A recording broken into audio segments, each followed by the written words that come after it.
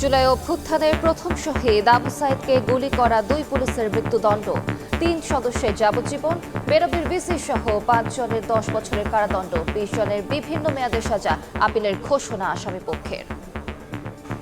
30 জনকে আজকে দণ্ডিত করা হয়েছে। মৃত্যুদণ্ড হয়েছে 2 জনের, যাবজ্জীবন সাজা হয়েছে 3 জনের। প্রত্যাশার নিরিখে অবশ্যই সংক্ষুব্ধ। মহামান্য আপিল বিভাগ হইতে আমরা প্রত্যাশা করছি খালাস পাইব। রায়ে অসন্তুষ্ট পরিবার ও সহযোদ্ধারা, অপরাধ অনুযায়ী সাজা না হওয়ার অভিযোগ। যারা দোষী ছিল তাদের ফাঁসি কাস্টমে ঝুলা উচিত ছিল। আমার ছেলে মেলা অত্যাচার করছে, পরিবার এর রায়ের বিরুদ্ধে আপিল করবে। দেখছিলেন প্রধান শিরোনাম। দুপুরের সময়ের সঙ্গে আছি আমি আলিশা ইসলাম।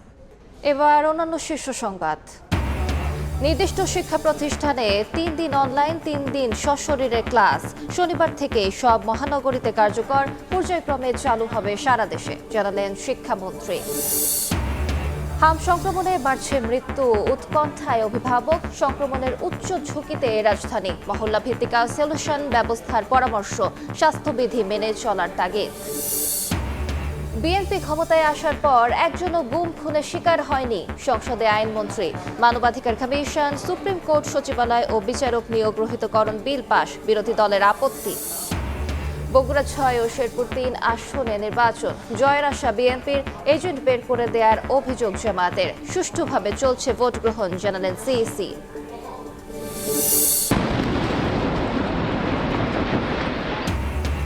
লেবাননে হামলায় নিহত ছড়ালো 250। আক্রমণের জেরে ফের হরমুজ বন্ধ করল ইরান। শনিবার ইসলামাবাদে তেহরান ওয়াশিংটন শান্তি আলোচনা।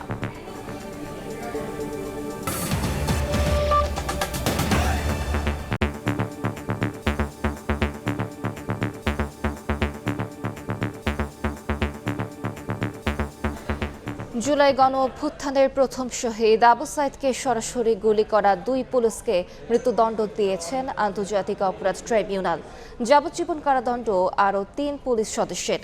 এছাড়া বেগম রোকেয়া বিশ্ববিদ্যালয়ের সাবেক ভিসি সহ 5 জনকে 10 বছর করে এবং বাকি 20 আসামির বিভিন্ন মেয়াদে সাজা ঘোষণা করা হয়েছে। রায়ের বিরুদ্ধে আপিলের ঘোষণা আসামি পক্ষের।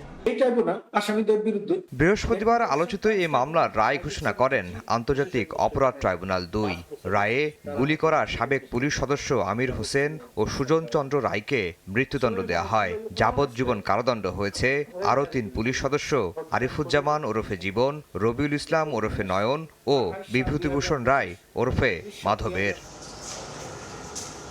10 বছরের কারাদণ্ড হয়েছে বেগম রোকেয়া বিশ্ববিদ্যালয়ের সাবেক ভিসি হাসিবুর রশিদ, রংপুরের সাবেক পুলিশ কমিশনার মনিরুজ্জামান ও নিষিদ্ধ সংগঠন ছাত্রলীগ নেতা পোমেল বড়ুয়া সহ 5 জনের। এর বাইরে বেরবির সাবেক প্রক্টর শরীফুল ইসলাম সহ 20 জনকে 5 বছর থেকে বিভিন্ন মেয়াদে কারাদণ্ড দেওয়া হয়েছে। সর্বমোট আসামি করা হয়েছিল 30 জনকে। এই 30 জন আসামির মধ্যে 30 জনকেই আজকে দণ্ডিত করা হয়েছে। সমস্ত অপরাধগুলো প্রমাণিত হয়েছে বলে ট্রাইব্যুনাল প্রকাশ্য আদালতে রায় ঘোষণায় উল্লেখ করেছেন। পূর্ণাঙ্গ জাজমেন্ট পাওয়ার পরে সেটা পর্যালোচনা করে যদি আমাদের কাছে মনে হয় যে যেসব চার্জ থেকে তাদেরকে অব্যাহতি দেওয়া হয়েছে সেইগুলোর বিরুদ্ধে আমরা আপিল করার সুযোগ থাকলে সেগুলো পূর্ণাঙ্গ রায়ের কপি পাওয়া সাপেক্ষে আমরা সেটা সিদ্ধান্ত নিব। আজকে আমরা যে বিচার পেয়েছি মোটামুটি আলহামদুলিল্লাহ, কিন্তু পুলিশের যারা রংপুরে ঊর্ধ্বতম কর্মকর্তা তাদের সাজা কম হয়েছে এটা আমাদের মনে হয়। এবং ছাত্রলীগ সভাপতি যে পোমেল বড়ুয়া ছিল কিন্তু তার ফাঁসি হওয়ার দরকার ছিল। রায়ের বিরুদ্ধে আপিল করার ঘোষণা দিয়েছেন আসামিপক্ষের আইনজীবীরা। আমরা এই রায়ে প্রত্যাশার নিরিখে অবশ্যই সংক্ষুব্ধ এবং আমরা আইনে নির্ধারিত সময়ের মধ্যে আপিল করে মহামান্য আপিল বিভাগ হইতে আমরা প্রত্যাশা করছি খালাস পাইব। শহীদ আবু সাইদের মামলার রায়ের মধ্য দিয়ে চতুর্থ কোনো মামলার চূড়ান্ত নিষ্পত্তি করলেন জুলাই আগস্টের হত্যাযজ্ঞের বিচারে পুনর্গঠিত আন্তর্জাতিক অপরাধ ট্রাইব্যুনাল। আফজাল হোসেন, সময় সংবাদ, ঢাকা। আবু সাইদ হত্যা মামলার রায়ে অসন্তোষ প্রকাশ করেছেন তার বাবা মা এবং সহযোদ্ধারা। তাদের মতে এই রায়ে ন্যায় বিচার প্রতিফলিত হয়নি। ন্যায় বিচার নিশ্চিতে মামলাটি পুনরায় আপিলের পাশাপাশি পলাতক আসামিদের দ্রুত গ্রেফতারের দাবি জানানো হয়। 16 জুলাই বৈষম্য বিরোধী আন্দোলনে পুলিশের গুলিতে শহীদ হন বেগম রোকেয়া বিশ্ববিদ্যালয়ের শিক্ষার্থী আবু সাইদ। পুলিশের সামনে দুহাত প্রসারিত করে বুক চিতিয়ে প্রতিবাদের সেই ছবি ছড়িয়ে পড়লে সারা দেশে আন্দোলনের স্ফুলিঙ্গ ছড়িয়ে পড়ে। শিক্ষার্থী আবু সাইদ হত্যায় সংঘটিত মানবতা বিরোধী অপরাধের মামলায় 2 জনকে মৃত্যুদণ্ড দেওয়া হয়েছে। এ মামলার 30 আসামির মধ্যে 2 জনকে ফাঁসি, 3 জনকে যাবজ্জীবন সহ বাকি আসামিদের বিভিন্ন মেয়াদে সাজা দেওয়া হয়েছে।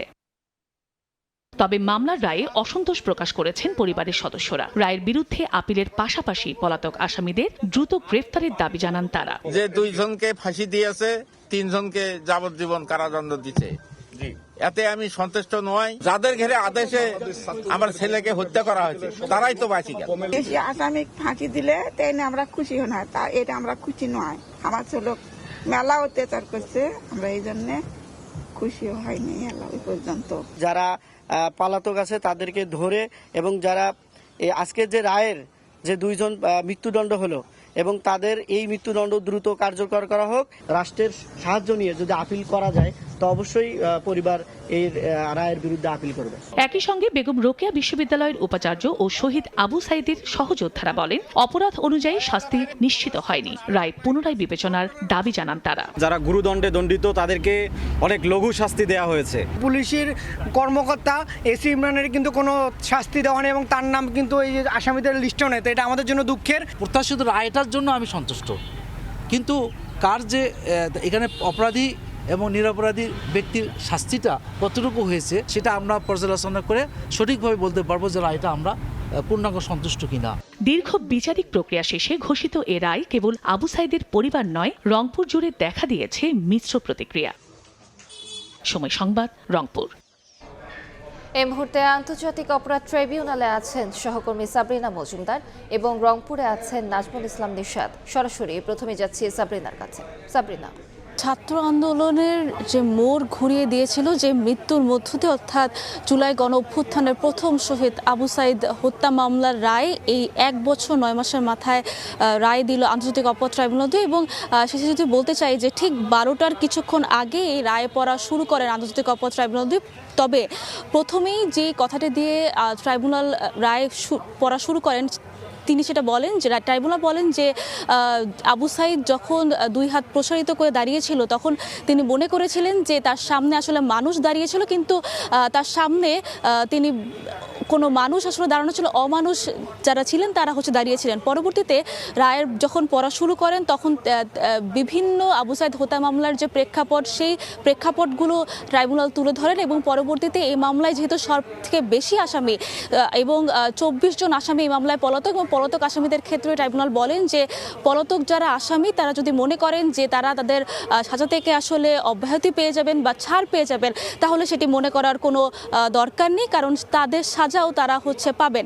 এবং পরবর্তীতে যদি এই মামলার উল্লেখযোগ্য যারা আসামি অর্থাৎ যে ভিডিও ফুটেজ প্রকাশ করা হয় আবু সাইদ হত্যা মামলার দিন আবু সাইদকে যে 2 পুলিশ কর্মকর্তা গুলি করতে দেখা যায় অর্থাৎ আমির হোসেন এবং সুজন চন্দ্র রায় তাদেরকে মৃত্যুদণ্ড দেন আন্তর্জাতিক অপরাধ ট্রাইব্যুনাল এবং পরবর্তীতে যে ভিসি অর্থাৎ হাসিবুর রশিদ তিনি যে প্ররোচনা দিয়ে থাকেন এবং উস্কানি দিয়েছিলেন ছাত্র আন্দোলনের সময় তাকে সাজা দেওয়া হয় এবং তাকে ভিসিকে 10 বছরের সাজা দেওয়া হয় এবং পরবর্তীতে রংপুরের সাবেক পুলিশ কমিশনার মনিরুজ্জামানকেও 10 বছরের সাজা দেওয়া হয় এবং শেষে যদি বলতে চাই যে রংপুরের সহকারী পুলিশ কমিশনার আরিফুজ্জামান সহ 3 পুলিশ কর্মকর্তাকে এই মামলায় যাবজ্জীবন কারাদণ্ড দেওয়া হয় এবং সে সাথে রায় দেওয়ার পর আসলে আমরা দেখতে পারি যে আমির হোসেন কেঁদেছেন ট্রাইব্যুনালে এবং তিনি বিভিন্নভাবে তার নিজের ভাষা প্রকাশ করেছেন এবং জয় বাংলা স্লোগানও দিয়েছেন এবং পরবর্তী যদি বলতে চাই যে চিফ প্রসিকিউটর আমাদেরকে বলেছেন যে এই মামলায় যেহেতু 30 জন আসামির পরও যদি কোনো আসামির বিরুদ্ধে যদি আরও কোনো অভিযোগ উঠে আসে বা সাজা কম তারা দেখেন, পূর্ণাঙ্গ রায় প্রকাশের পর তারা যদি দেখেন যে কোনো আসামি সাজা কম হয়েছে তাহলে তাদের বিরুদ্ধে রাষ্ট্রপক্ষ আপিল করবেন এবং সেই সাথে আসামি পক্ষের আইনজীবীরাও যদি বলেছেন যে এই রায়ে তারা অসন্তুষ্ট এবং তারাও আপিল করার ঘোষণা দেন। এবং আমরা আবু সাইদের পরিবারের সদস্যদের সাথে কথা বলেছি, তারা বলেছেন যে পুলিশ কর্মকর্তাদের যে সাজা দিয়েছেন সেটাতে তারা অসন্তুষ্ট জানিয়েছেন এবং পূর্ণাঙ্গ রায় দেখার পর তারা তাদের আসামিদের আইনজীবীদের মাধ্যমে তারা আসলে কি করবেন সেটির সিদ্ধান্ত নেবেন। তো এখন আমরা চলে যাব আমাদের আরেক সহকর্মী নিশাদের কাছে, যে এখান থেকে আসলে আবু সাইদ মামলার বা হত্যাকাণ্ডের সূত্রপাত শুরু হয়েছিল রংপুরে।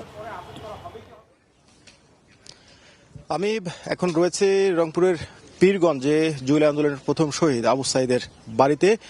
রায় ঘোষণার পর শহীদ আবু সাইদের বাবা এবং তার ভাই যে প্রতিক্রিয়া ব্যক্ত করেছেন, তারা যেটি বলেছেন যে এই রায় কিন্তু তারা অসন্তুষ্ট এবং তারা যেটি প্রত্যাশা করেছিলেন এই রায়ের মধ্য দিয়ে সেটির প্রতিফলন ঘটেনি। মূলত তাদের যেটি অভিযোগ যে যাদেরকে ফাঁসি দেওয়া হয়েছে কিংবা যাবজ্জীবন দেওয়া হয়েছে তাদেরকে এই ফাঁসি দেওয়ার মধ্য দিয়ে যারা পুলিশের বড় বড় কর্মকর্তা তাদেরকে আড়াল করবার চেষ্টা করা হয়েছে এবং একই সাথে তৎকালীন ছাত্রলীগের নেতা যারা ছিলেন তাদেরকে যে শাস্তি দেওয়া হয়েছে সেটি অনেকটা দায়সারা গোছের। এবং তারা যেটি বলছেন মূলত তাদের যে প্রত্যাশা এবং তারা যে ন্যায় বিচারের যে প্রাপ্তির যে জায়গাটা তাদের ছিল সেটি নিশ্চিত হয়নি এবং তাদের আবেদন এই রায় পুনরায় আপিলের মধ্য দিয়ে পুনর্বিবেচনা করা হোক এবং একই সাথে এই মামলার অধিকাংশ আসামিরাই পলাতক রয়েছেন এবং তাদেরকে দ্রুত গ্রেপ্তারে সরকার পদক্ষেপ নেবে এটি তারা কিন্তু তাদের প্রতিক্রিয়া জানিয়েছে। এবং একই সাথে শহীদ আবু সাইদের সহযোদ্ধা বেগম রোকেয়া বিশ্ববিদ্যালয়ের শিক্ষার্থী এবং বিশ্ববিদ্যালয়ের উপাচার্য তিনি যেটি জানিয়েছেন যে এই রায়ে মূলত তারা অসন্তোষ প্রকাশ করেছেন এবং এই রায় পুনর্বিবেচনার মধ্য দিয়ে যারা বিভিন্ন মেয়াদে সাজা পেয়েছেন সেটিতে তারা সন্তুষ্ট নন। মূলত তারা যেটি বলছেন যে তাদের যে অপরাধ সেই অপরাধ অনুযায়ী তাদেরকে যথাযথ শাস্তি নিশ্চিত করা হয়নি। তো সবথেকে বড় কথা হলো পরিবার তাদের আবু সাইদের সহযোদ্ধা থেকে শুরু করে সকলের একটি দাবি আমরা দেখলাম যে এই রায় আপিলের মধ্য দিয়ে পুনর্বিবেচনা এবং যারা যে সকল আসামি পলাতক রয়েছে তাদেরকে দ্রুত গ্রেপ্তারে সরকার পদক্ষেপ নেবেন। তো সবকিছু মিলে এই ছিল আমার কাছে শহীদ আবু সাইদের বাড়ি রংপুরের পীরগঞ্জ থেকে। আবু সাইদ হত্যা মামলার রায় সম্পর্কিত সবশেষ জানাচ্ছিলেন সহকর্মীরা। জ্বালানি সাশ্রয়ের অংশ হিসেবে শিক্ষা প্রতিষ্ঠানে শ্রেণী কার্যক্রম অনলাইনে পরিচালনার সিদ্ধান্ত নিয়েছে সরকার। সকালে আন্তর্জাতিক মাতৃভাষা ইনস্টিটিউটে শিক্ষামন্ত্রী জানিয়েছেন পরীক্ষামূলকভাবে সপ্তাহে 3 দিন অনলাইন এবং বাকি 3 দিন সশরীরে ক্লাস পরিচালিত হবে। আগামী শনিবার থেকেই এটি কার্যকর হবে বলে জানিয়ে মন্ত্রী বলেছেন শিক্ষকদের স্কুলে উপস্থিত থেকে অনলাইনে ক্লাস নিতে হবে। জ্বালানি সংকট মোকাবেলায় অফিস সূচিতে পরিবর্তন সহ সরকারের একগুচ্ছ কর্মসূচির মধ্যে এবার যুক্ত হচ্ছে শিক্ষা খাত। প্রচলিত রুটিনের বাইরে এবার অনলাইন শ্রেণী কার্যক্রম চালুর পথে নীতি নির্ধারকরা। জ্বালানি সাশ্রয়ের অংশ হিসেবে প্রাথমিকভাবে মহানগরীর পর্যায়ের কিছু শিক্ষা প্রতিষ্ঠানে সপ্তাহে 3 দিন অফলাইন এবং বাকি 3 দিন অনলাইন ক্লাস পরিচালনার সিদ্ধান্তের কথা জানালেন শিক্ষামন্ত্রী। সানডেতে বাসায় রেখে ক্লাস করতে চাই, টিচাররা স্কুলে থাকবে থেকে তাদের সাথে অনলাইনে ক্লাস করবে।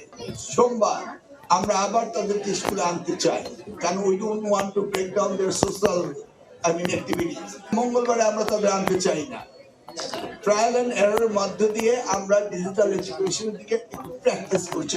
তবে শিক্ষকরা বলছেন অনলাইন ক্লাসের সময় যাতে নিরবিচ্ছিন্ন বিদ্যুৎ সংযোগ নিশ্চিত করা হয়, পাশাপাশি অনলাইনে বিড়ম্বনা পড়লে সেই শিক্ষার্থীদের অফলাইন ক্লাসে সময় বলে দেওয়া হবে। অনলাইন প্ল্যাটফর্মটাকে আমরা ইফেক্টিভলি কাজে লাগাতে চাই, সময়ের এটা একটা প্রয়োজন। সংবাদ সম্মেলনে আরো জানানো হয় যেসব স্কুল শিক্ষার্থীদের জন্য স্কুল বাসের ব্যবস্থা থাকবে সেসব স্কুলে শুল্কমুক্ত বাসের ব্যবস্থা করবে সরকার। শাহিন আলম, সময় সংবাদ, ঢাকা।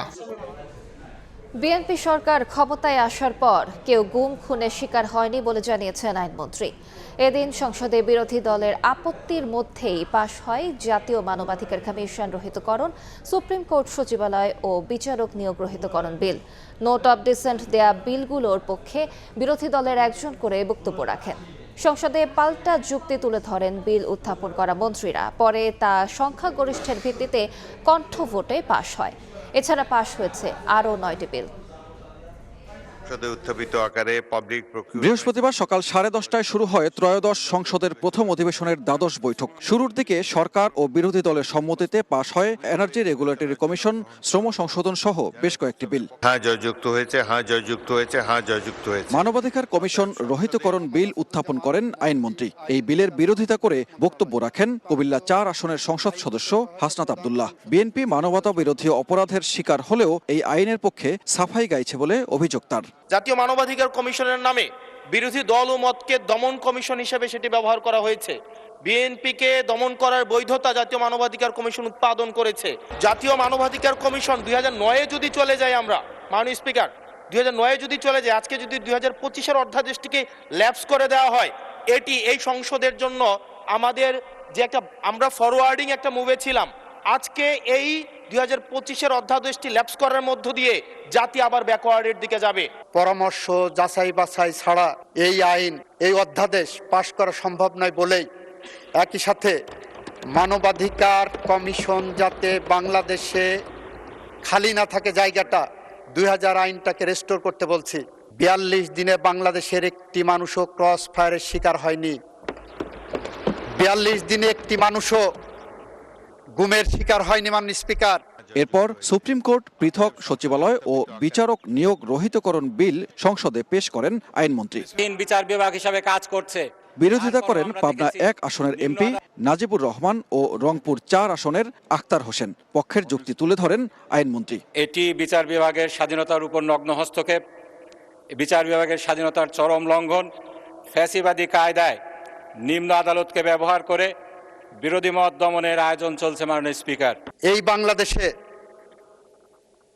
এই বাংলাদেশে মোমবাতি জেলে বিচার করা হয়েছে বিরোধী দলের রাজনৈতিক নেতাকর্মীদেরকে যাতে সাজা দেওয়া হয় রাতের বেলায়। ডকেট নিয়ে যে একদিনে 10টা 12টা 15টা সাক্ষীর এক্সামিনেশন নিয়েছেন রাত 12টা পর্যন্ত। এই সুপ্রিম কোর্ট সমস্ত ক্ষমতা থাকা সত্ত্বেও সে সমস্ত বিচারকদের একজনকেও ডিসিপ্লিনারি প্রসিডিংয়ের আওতায় আনেনি মাননীয় স্পিকার। বিরোধী দল এই বিল বিচার বিভাগের ওপর সরকারি হস্তক্ষেপ হিসেবে আখ্যা দেন। কোনো একটা ঘুড়িকে আপনি আকাশে উড়িয়ে দিয়েছেন, সেই ঘুড়ির লাটাই যদি আপনার হাতে থাকে, ঘুড়িকে আপনি যতই উড়ার স্বাধীনতা দেন না কেন আকাশের মধ্যে, সেই ঘুড়ি সেখানেই ফাঁক খাবে। আপনি যখন টান দিবেন তখন আপনার কাছেই ফিরে আসবে। এই বিচারপতি নিয়োগের যে বিধানগুলো বাংলাদেশে আছে অতীতে, সেই বিধানে এই ধরনের একটা পরিস্থিতি তৈরি হয়ে আছে মাননীয় স্পিকার। বিরোধী দলের আপত্তি থাকলেও যুক্তিতর্কের পর সংখ্যাগরিষ্ঠ কণ্ঠ ভোটে পাশ হয় বিলগুলো। কতদিনের মধ্যে দিনের প্রথমার্ধের বৈঠক শেষে সরকারি দলের চিফ হুইপ জানান, বিচারের নামে যেন আর অপবিচার না হয় সেজন্যই স্বাধীন বিচার বিভাগ প্রতিষ্ঠায় কাজ করবে সরকার। এদেশে জুলুম নির্যাতন সবই হয়েছে, সবকিছু হওয়ার পরেও এদেশে স্বাধীন বিচার বিভাগ, আমরা সেইটা চাই না। রিয়েল মানুষ যাতে স্বাধীনতা বিচার বিভাগের যে আইনের যে সাপোর্ট সেটা যাতে পায়, সেইটা করার জন্যই কিন্তু আজকে এই কাজটা করেছি আমরা। অন্তর্বর্তী সরকারের 133টি অধ্যাদেশের মধ্যে সরকারি দলের বিপক্ষে 16টিতে নোট অব ডিসেন্ট দিয়ে আপত্তি জানিয়েছে বিরোধী দল। সেগুলো বিল আকারে সংসদে উত্থাপনের সময় আলোচনার সুযোগ রাখা হয়েছে। নির্ধারিত সময়ের মধ্যে অধ্যাদেশগুলোর নিষ্পত্তি করতে শুক্রবারও বসবে সংসদের অধিবেশন। সানবীর রূপল, সময় সংবাদ, ঢাকা। পাল্টাপাল্টি অভিযোগের মধ্য দিয়ে চলছে শেরপুর 3 ও বগুড়া 6 আসনের উপনির্বাচনের ভোট গ্রহণ। নির্বাচন অবাধ ও সুষ্ঠু হচ্ছে জানিয়ে জয় নিয়ে শতভাগ আশাবাদী বিএনপি প্রার্থীরা। আর কেন্দ্র থেকে এজেন্ট বের করে দেওয়ার অভিযোগ জামায়াতের। ভোটে ইঞ্জিনিয়ারিং করার চেষ্টা হলে আন্দোলনের হুঁশিয়ারি দেন তারা। শান্তিপূর্ণ পরিবেশে ভোট গ্রহণ অনুষ্ঠিত হচ্ছে বলে জানিয়েছেন প্রধান নির্বাচন কমিশনার। সকাল থেকে ভোট কেন্দ্রগুলোতে আসতে শুরু করেন ভোটাররা। বেলা বাড়ার সঙ্গে সঙ্গে দীর্ঘ হতে থাকে লাইনের সারি। প্রবীণ ও নারী ভোটারদের উপস্থিতি ছিল চোখে পড়ার মতো।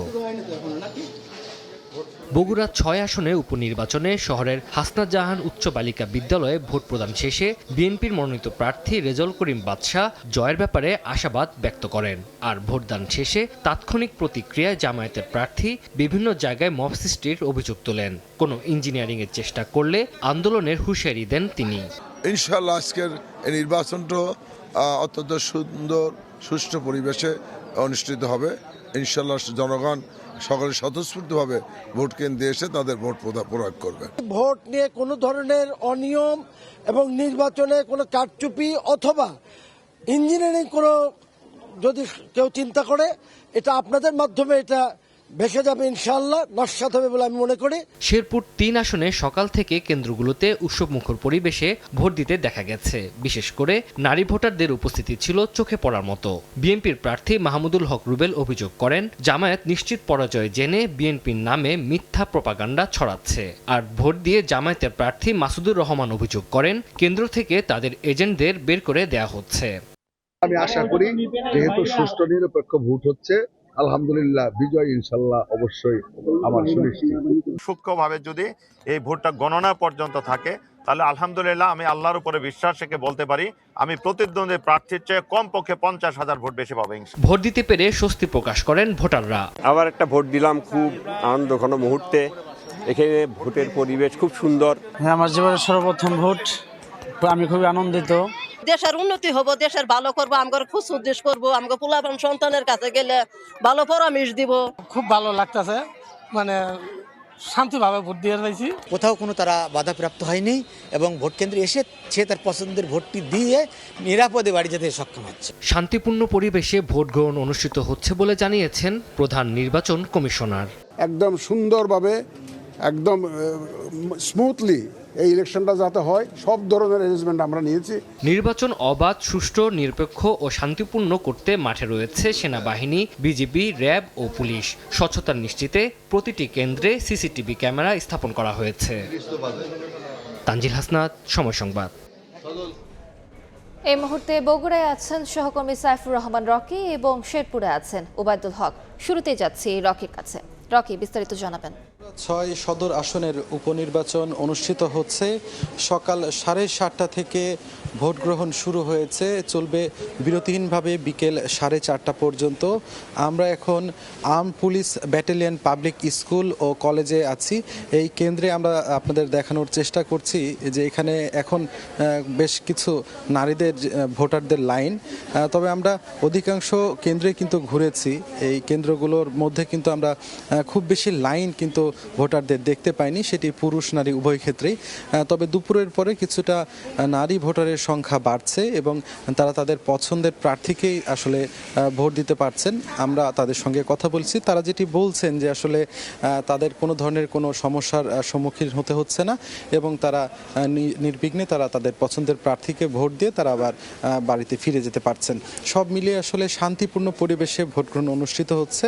আপনাদের জানিয়ে রাখি, বগুড়া 6 যে সদর আসন, এখানে মোট ভোটার সংখ্যা রয়েছে 4,50,309 জন। এর মধ্যে পুরুষ ভোটার রয়েছে 2,19,925 জন, নারী ভোটার রয়েছে 2,30,374 জন। এর মধ্যে তৃতীয় লিঙ্গের 10 জন ভোটার রয়েছে।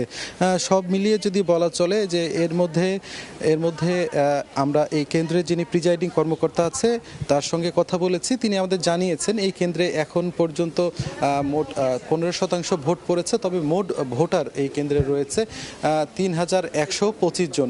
এখন পর্যন্ত 15% থেকে 20%-র মাঝে কিন্তু অধিকাংশ কেন্দ্রগুলোতে ভোট পড়েছে। তবে এই আরও যেহেতু প্রায় 2 ঘন্টার মতো সময় বাকি আছে, এই সংখ্যা আরও বাড়বে বলে তারা জানিয়েছেন। তো সব মিলিয়ে শান্তিপূর্ণ পরিবেশে বলা চলে ভোট গ্রহণ অনুষ্ঠিত হচ্ছে। একটি ছোটখাটো অভিযোগ জামায়াত প্রার্থীর পক্ষ থেকে ছিল, তবে বিএনপি প্রার্থী তিনি কিন্তু বলছেন যে সুষ্ঠু পরিবেশেই ভোট গ্রহণ অনুষ্ঠিত হচ্ছে। তো এই ছিল আমার কাছে বগুড়া 6 আসন থেকে নির্বাচনের সর্বশেষ খবর। এখন আমরা চলে যাচ্ছি শেরপুরে, সেখানে আছেন সহকর্মী ওবায়দুল, তিনি জানাবেন সেখানকার খবর।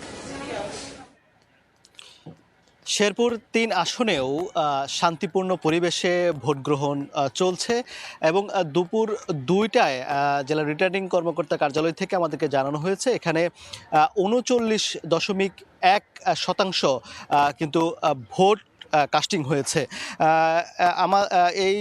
আমরা এই মুহূর্তে আছি ঝিনাইগাতি সরকারি মডেল পাইলট উচ্চ বিদ্যালয়। এই মুহূর্তে আমরা ভোটারদের কোনো লাইন দেখতে পাচ্ছি না, তবে এখন যেহেতু মধ্য দুপুর এই সময়টাতে 1-2 জন করে ভোটাররা আসছেন, তারা খুবই সাবলীলভাবে তাদের ভোট প্রয়োগ করে দিয়ে যাচ্ছেন। আমরা বিভিন্ন কেন্দ্রে সকাল থেকে ঘুরেছি এবং সকালে কিছুটা লাইন ছোট থাকলেও বেলা বাড়ার সঙ্গে সঙ্গে কিন্তু সেই সারি ভোটারদের সারি কিন্তু দীর্ঘ হতে থাকে এবং নারী ভোটারদের উপস্থিতি কিন্তু বেশ লক্ষণীয় ছিল।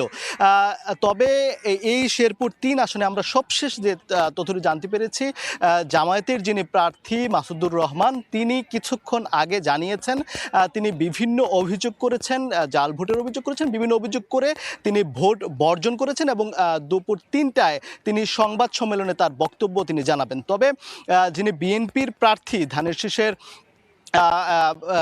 প্রার্থী মাহমুদুল হক রুবেল তিনি যেটি বলছেন যে জামায়াতের প্রার্থী নিশ্চিত পরাজয় জেনেই তিনি বিভিন্ন অভিযোগ করছেন। তিনি যেটি বলছেন যে তিনি বিভিন্ন কেন্দ্রে ঘুরেছেন, কোথাও কোনো সমস্যা তিনি দেখেননি, খুবই শান্তিপূর্ণ সুষ্ঠু পরিবেশে ভোট গ্রহণ চলছে। আইন শৃঙ্খলা রক্ষাকারী বাহিনীও কিন্তু বিভিন্ন কেন্দ্রে কেন্দ্রে ঘুরছেন। তো এই ছিল শেরপুর থেকে আমার কাছে ভোটের সবশেষ পরিস্থিতি। সরাসরি যুক্ত ছিলাম বগুড়া এবং শেরপুরে। সরকারের সঙ্গে আলোচনার পর স্থানীয় নির্বাচন নিয়ে কমিশন সিদ্ধান্ত নেবে বলে জানিয়েছেন সিইসি এএমএম নাসির উদ্দিন। সংসদের আলোচনা ও বিচারাধীন বিষয় হওয়ায় সংবিধান সংস্কার পরিষদের শপথ নিয়ে মন্তব্য করতে চান না সিইসি। বসতে হবে, অনেক আলাপ আলোচনার ব্যাপার আছে, আইন কানুন এই যে অধ্যাদেশ হয়েছে এগুলো পাশ করার ব্যাপার আছে, সব কিছু মিলিয়ে সার্বিক পরিস্থিতি বিবেচনা করে পরে আমরা একটা সরকারের সাথে আলাপ আলোচনা করে একটা সিদ্ধান্ত পরে কমিশন সিদ্ধান্ত নেবে। এটা এগুলা নিয়ে মামলা হয়েছে, হাইকোর্টে মামলা হয়েছে, এগুলো সাবজুডিস ম্যাটার, এটা নিয়ে আমি এখনো মন্তব্য করতে চাই না। হাম সংক্রমণে বাড়ছে মৃত্যু। হাসপাতালে ভর্তি বেশিরভাগই শিশু সংক্রমিত হয়েছে আক্রান্তদের সংস্পর্শে এসে। চিকিৎসকরা জানান হাম অন্য যে কোনো সংক্রামক ব্যাধি থেকে দ্রুত ছড়ায়। ঘনবসতি হওয়ায় ঢাকাকে উচ্চ ঝুঁকিপূর্ণ বলছেন তারা। আর প্রাদুর্ভাব ঠেকাতে মহল্লা ভিত্তিক আইসোলেশন ব্যবস্থা করার পরামর্শ জনস্বাস্থ্য বিশেষজ্ঞের। 1 বছরের আরহান এবং 2.5 বছরের আদিহা একই বেড়ে 2 ভাই বোন হামে আক্রান্ত। একসঙ্গে আইসিইউতেও ছিল 6 দিন। তবে স্বস্তির খবর, রাজধানীর ডিএনসিসি হাসপাতাল থেকে সুস্থ হয়ে বাড়ি ফিরছে তারা।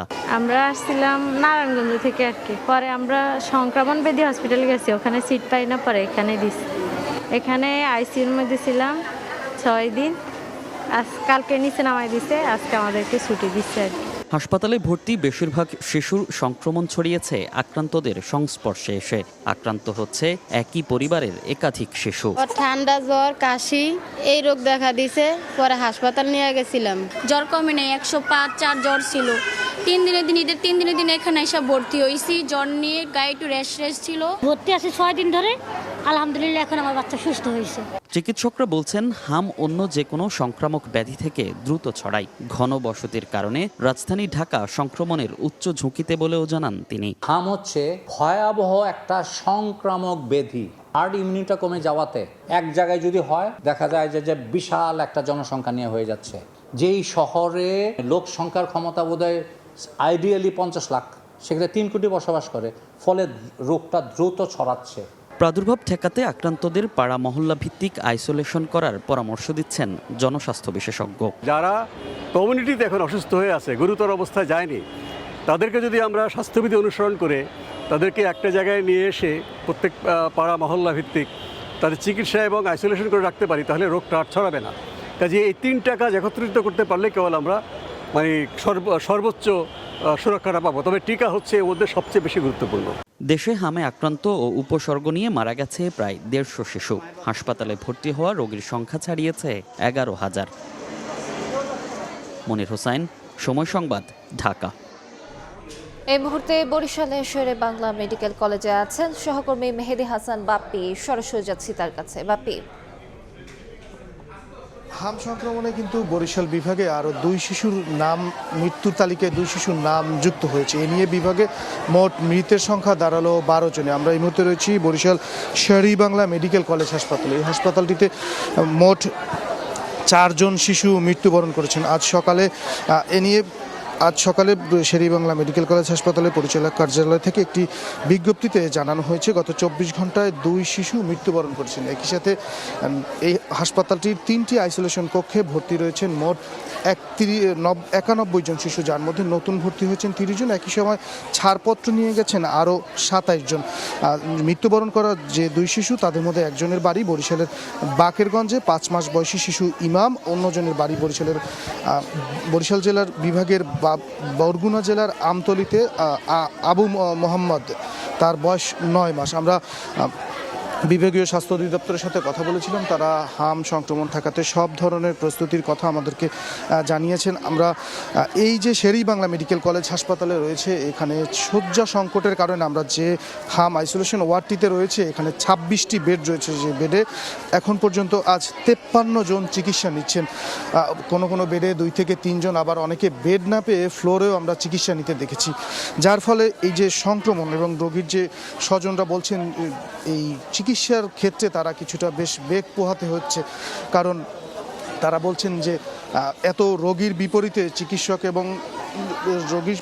চিকিৎসকের সংখ্যা খুবই কম, যার ফলে তাদের অনেক ক্ষেত্রে বেগ পেতে হচ্ছেন। আমরা রয়েছি বরিশাল শের-ই-বাংলা মেডিকেল কলেজ হাসপাতালে। এই হাসপাতালটিতে গত 24 ঘন্টায় 91 জন ভর্তি রয়েছেন হামের উপসর্গ নিয়ে। আমার কাছে বরিশাল থেকে এই ছিল সর্বশেষ। সরাসরি যুক্ত ছিলাম বরিশালে। দুপুরের সময় আরো থাকছে।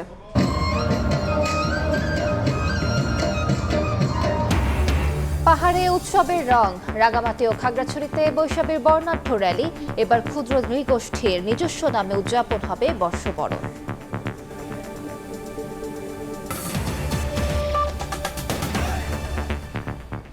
জ্বালানি তেলের জন্য যানবাহন চালকদের ভোগান্তি কমছে না। এই মুহূর্তে ফেনীতে আছেন আতিয়া সজল, সরাসরি যাচ্ছি তার কাছে। আতিয়া সজল, বিস্তারিত জানাবেন। ফেনীর 28টি পেট্রোল পাম্প রয়েছে, যে পেট্রোল পাম্পগুলোর বেশিরভাগ পেট্রোল পাম্পে কিন্তু দেখা যাচ্ছে যে দিনের বেশিরভাগ সময় তেল দিচ্ছে না, এবং না দেওয়ার কারণে কিন্তু অনেক পেট্রোল পাম্পে আসলে যে দীর্ঘ সারি সেটিও নেই, কারণ তেল নেই, তার কারণে গাড়ির যে সারি সেগুলোও নেই। আবার এখানকার যে পেট্রোল মালিক সমিতি যারা বলছেন, জেলায় 28টি পাম্পের তাদের প্রতিদিনের গড় চাহিদা 2.5 থেকে 3 লাখ লিটার, সেখানে তারা অর্ধেকেরও কম তারা চাহিদা মতো পাচ্ছেন, যার কারণে গ্রাহকের চাহিদা মতো তারা তেল দিতে পাচ্ছেন না, যার কারণে গ্রাহকরা আবার গাড়ি নিয়ে এই পাম্প থেকে সেই পাম্পে যাচ্ছেন। আবার কোনো পাম্পে যখন তেল দিচ্ছে এমন খবর পেলেই কিন্তু সেখানে হুমড়ি খেয়ে পড়ছেন গ্রাহকরা এবং বিভিন্ন পরিবহন, যার কারণে দীর্ঘ যানজট বা দীর্ঘ লাইন সৃষ্টি হয়। তখন এগুলো সামাল দিতে সেই পাম্পের অনেকটা হিমশিম খেতে হয়। এবং এখানকার অনেকেই আবার অভিযোগ করছেন, যে সকল যে গ্যাস চালিত গাড়িগুলো রয়েছে, সে সকল গ্যাস চালিত যে গাড়ি, সে সকল গাড়ি কিন্তু আবার পেট্রোল পাম্প থেকে তেল নিয়ে সেগুলো কিন্তু আবার মজুত করছে, এমন অভিযোগ করছে। সেক্ষেত্রে নজরদারি বাড়ানোর দাবি জানিয়েছেন পেট্রোল পাম্প থেকে শুরু করে সাধারণ যে গ্রাহক তারা। সব মিলিয়ে আমরা যদি বলি, ফেনীর যে তেলের যে চাহিদার সেই সংকট কিন্তু এখনও কাটেনি। সেই সংকট কাটানোর জন্য পাম্প মালিক যারা বলছেন, তারা চাহিদা মতো তেল পেলেই শুধুমাত্র সেই চাহিদা এবং এই সংকট তারা শেষ করতে পারবে বা চাহিদা মেটাতে পারবেন। এছাড়া সরবরাহ যদি না থাকে তাদের কিছুই করার নাই, এমনটি জানিয়েছেন পাম্প মালিক যারা তারা। এমনটি ছিল আমার কাছে এখানকার সবশেষ। সরাসরি যুক্ত ছিলাম ফেনীতে। এদিকে মালয়েশিয়া থেকে অক্টেন ও ফার্নেস অয়েলবাহী 2টি জাহাজ দেশে পৌঁছেছে। বুধবার রাতে 26,000 টন অক্টেন নিয়ে সেন্ট্রাল স্টার ও 25,000 টন ফার্নেস তেল নিয়ে ইস্টার্ন কুইন্স নামের একটি জাহাজ চট্টগ্রাম বন্দরের বহির্নোঙরে ফিরে।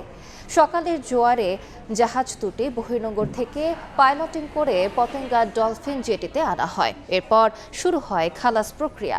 যুদ্ধ শুরুর পর থেকে এখন পর্যন্ত 44টি জাহাজ বিভিন্ন ধরনের জ্বালানি তেল নিয়ে বন্দরে এসেছে।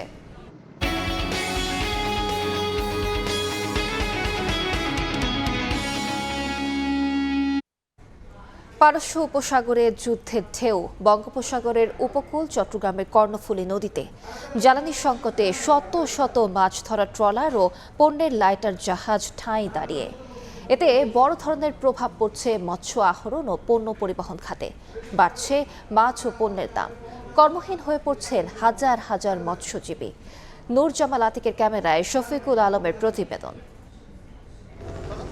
প্রায় 4000 কিলোমিটার দূরে পারস্য উপসাগরে যুদ্ধের দামামা। হরমুজ পলানিতে জ্বালানি অবরোধের ঢেউয়ের প্রভাবে বেসামাল চট্টগ্রামের কর্ণফুলী নদীর মাঝি মাল্লারা। জ্বালানির সংকটে সাগরে যেতে পারছেন না ফিশিং ট্রলার। কর্ণফুলী নদীতে ঠায় দাঁড়িয়ে অলস সময় পার তাদের। মাঝি রাসেলের কণ্ঠে নানা সংকট। তেল নাই বলতেছে, তেল আসতেছে, আসবে, দিবে, তেল লাগবে। আমাদের 1200 লিটার 2000 লিটার তেল দেয় আমাদেরকে 800 লিটার 700 লিটার, তো আমরা এগুলো নিয়ে আনি না, এগুলো আমাদের হয় না। তেল আনতে লগে তেল নাই, তাই কালকে লইয়েন আজকে লইয়েন। জেলেরা বলছেন অলস বসে কর্মহীন হয়ে পড়ায় বাড়ছে সংকট। মৎস্য আহরণে পড়বে বড় ধরনের প্রভাব, বাড়বে দামও। যে সংকট দেখা যাচ্ছে, যদি তেল না হয় তো আপনার ফিশিং বোট অচল হয়ে যাবে, আর অচল হয়ে গেলে আমাদের স্টারফুডের লস, কোম্পানিদের লস, আমরা যারা মাঝি মাল্লা আছি এরা সব মৎস্যজীবী বলতে সবাই লস খেয়ে যাবে।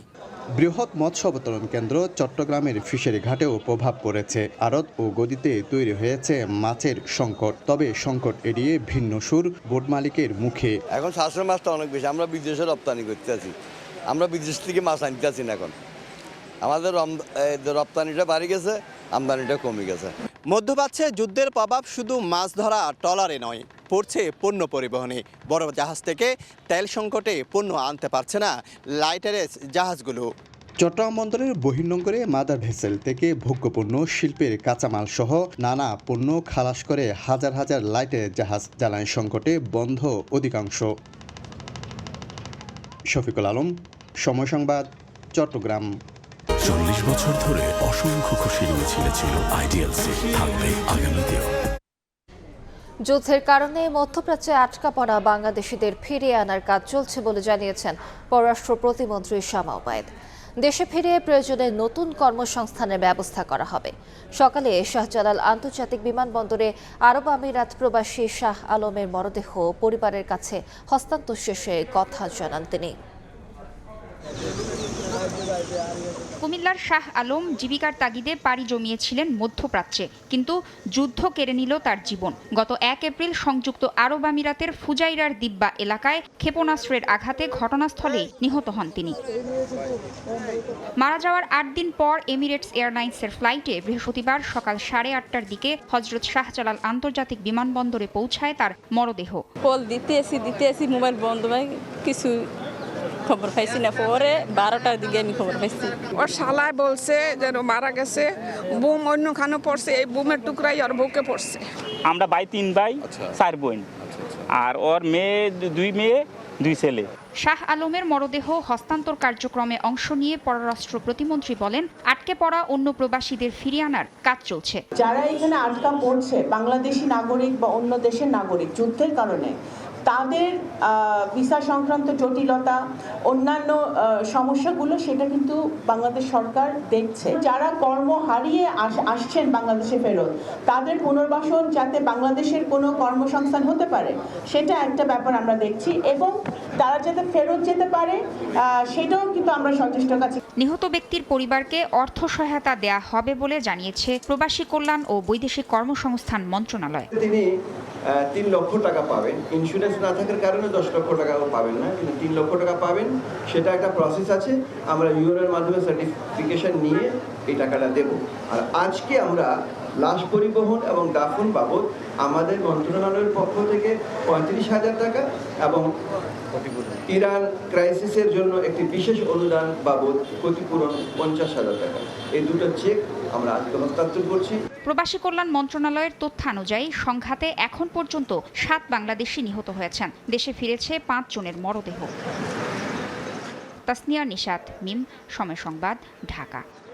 ইনকিলাব মঞ্চের মুখপাত্র শরীফ ওসমান হাদি হত্যা মামলার প্রধান আসামি ফয়সাল করিম মাসুদকে অস্ত্র মামলায় 10 বছরের কারাদণ্ড দিয়েছেন আদালত। একই সঙ্গে পলাতক থাকায় তাকে গ্রেফতারের নির্দেশ দেওয়া হয়েছে। দুপুরে ঢাকার অতিরিক্ত মহানগর দায়রা জজ আদালতে রায় ঘোষণা করেন।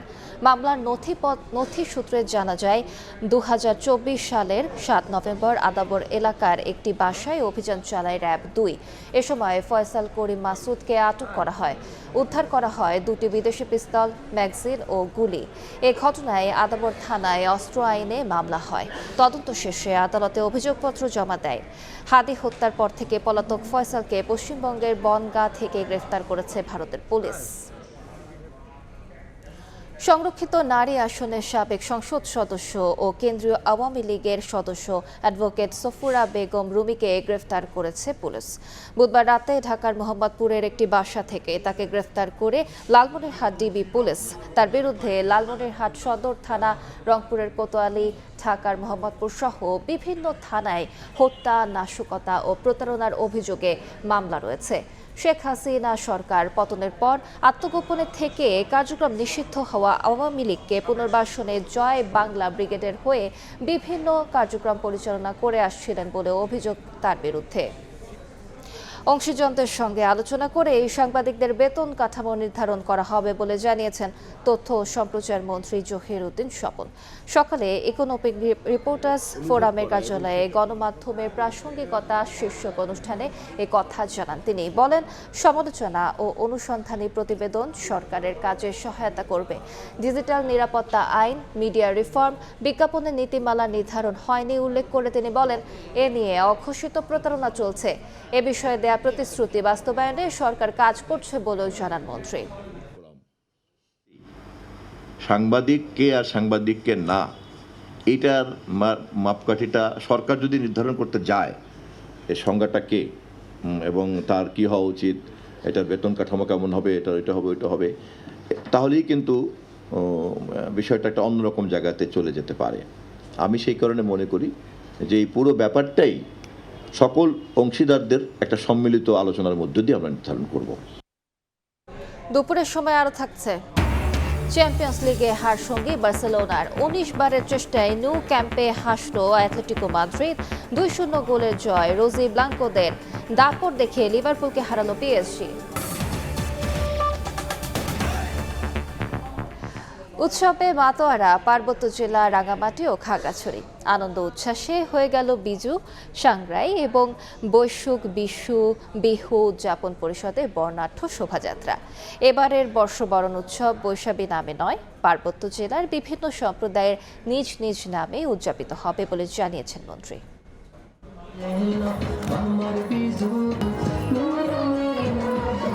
উৎসবের হাওয়ায় দুলছে পাহাড়। বাংলা বর্ষবিদায় ও বরণ উপলক্ষে পাহাড়ের ক্ষুদ্র নৃগোষ্ঠীর মানুষ মেতেছেন বিজু, সাংগ্রাই, বৈশুক, বিহু উৎসবে।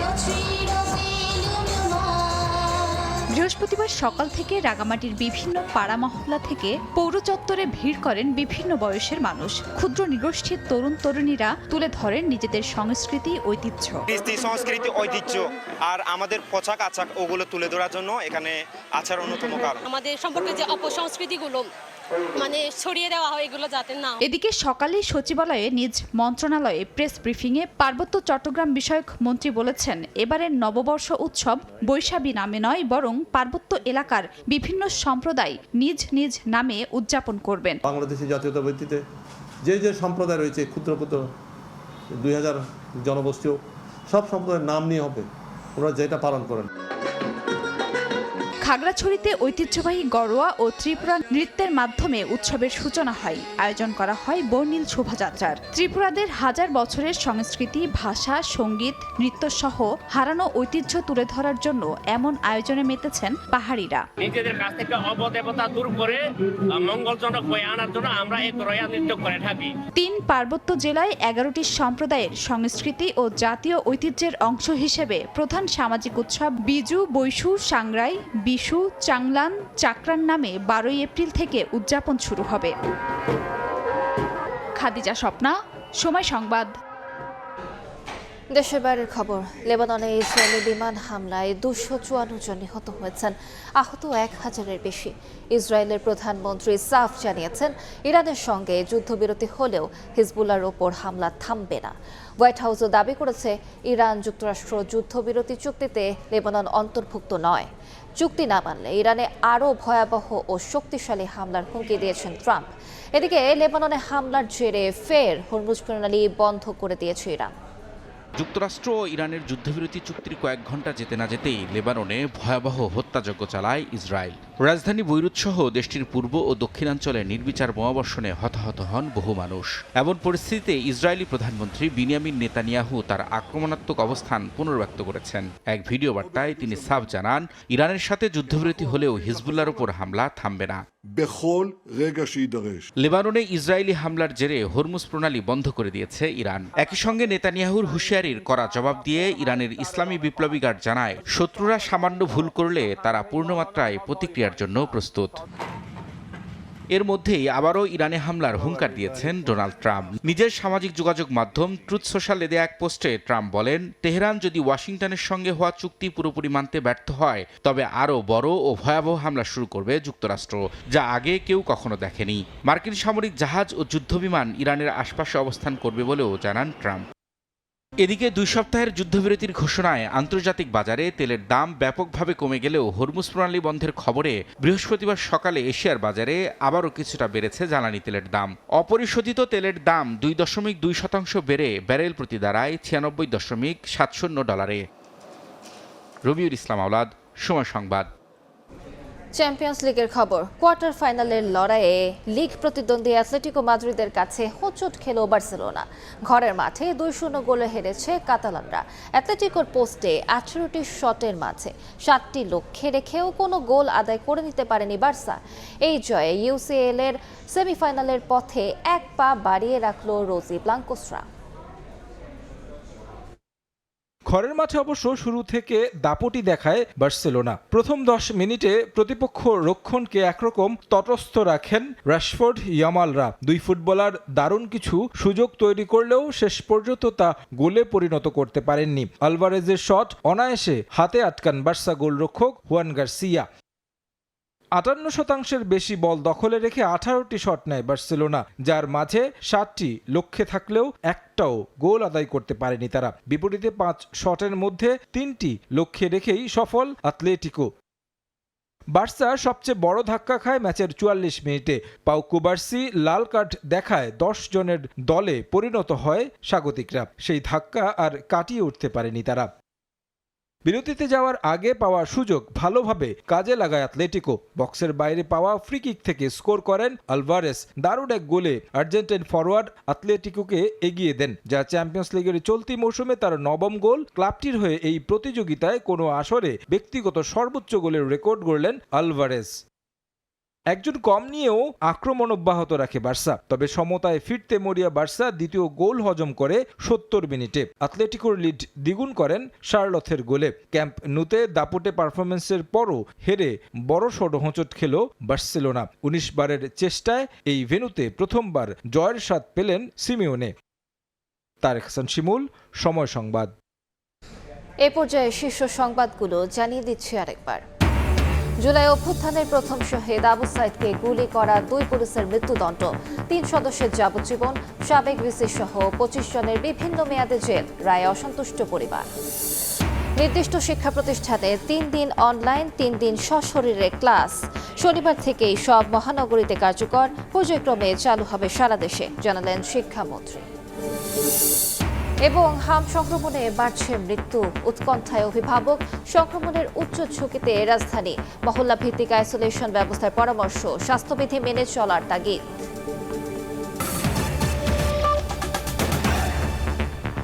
এ ছিল দুপুরের সময়। এরপর বিভাগীয় সময় নিয়ে সঙ্গে থাকবেন ওমর ইনান।